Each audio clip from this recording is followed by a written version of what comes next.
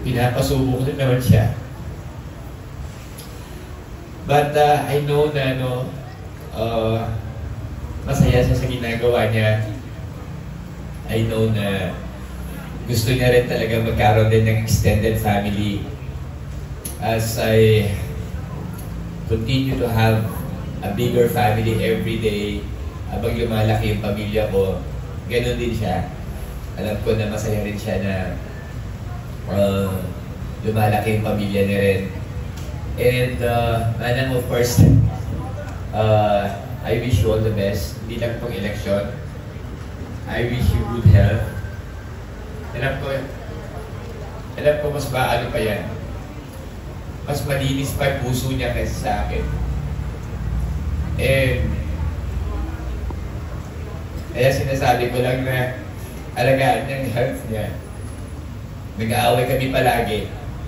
Habang nangangampanya kami, nag-aaway kami because kinokontrol ko yung pag-inom niya ng soft drinks, pagkain niya ng chichirya. Pag nakita ko na nakarami na siya, kinukuha ko na tama na ako nang kakain niya. Ako na iinom niya. Kasi gusto ko talaga siya maging healthy para maalagaan niya tayong lahat.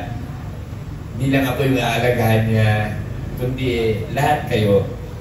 Kasi alam ko na marami siyang may impart sa atin as far as taking good care of ourselves. So, sana Manang, tignan mo yung diet mo.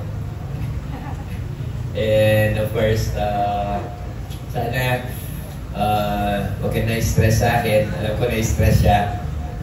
Pag magkasama kami, alam ko na-stress yan. Pero thank you. Thank you for the love. Thank you for the patience. Thank you for the support.